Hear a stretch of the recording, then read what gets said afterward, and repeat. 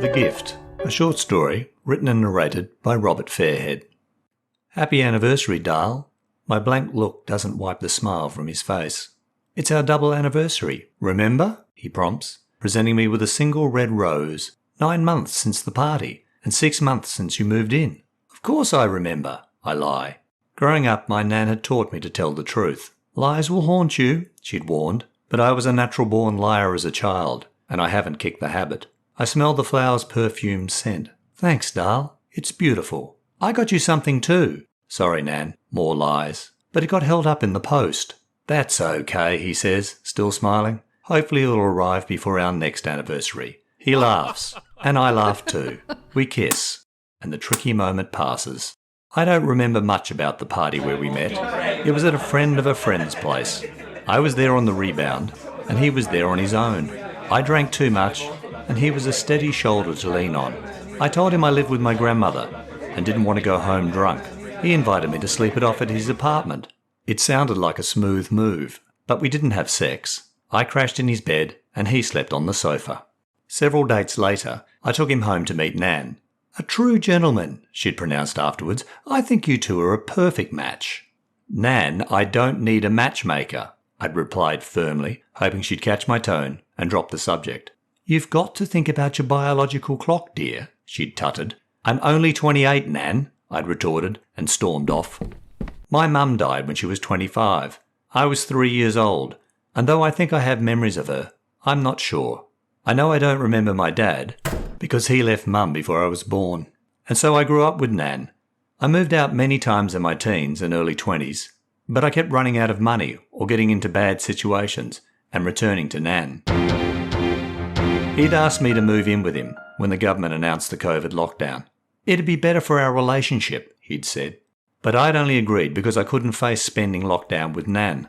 He cooks us a double anniversary dinner and opens a bottle of champagne. Later in bed, his palm caresses my thigh. His touch is soft, unlike some of the hard men I've known. I'm sorry, Darl. I've got a headache. I lie again and turn my back on him. He kisses the nape of my neck. That's okay, he says. Sweet dreams.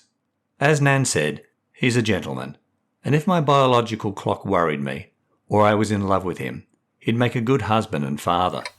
I rise before dawn and leave him sleeping soundly, like a saint, and head back to Nan's. It's my gift to him.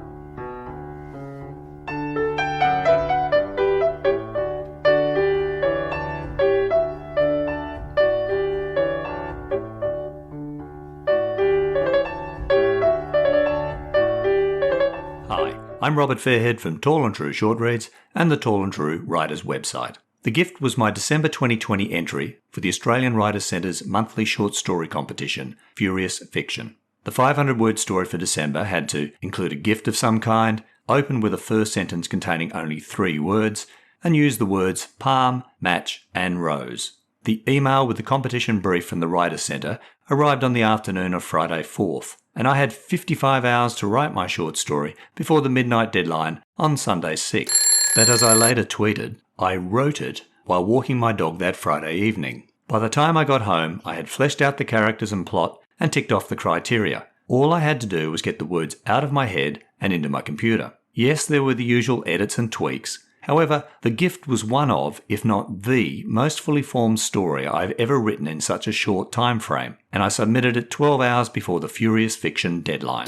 I hope you enjoyed my furiously written short story. Did you hear the words palm, match, and rose? And did you guess the gift? You can read this and all my short stories and other writing at tallandtrue.com. The next episode of Tall and True Short Reads will be in your podcast feed shortly. In the meantime, check your feed for earlier episodes. Don't forget to tell your family and friends about Tall and True Short Reads and the Tall and True Writers website. And please subscribe to the podcast and rate and review it via your favourite listening app.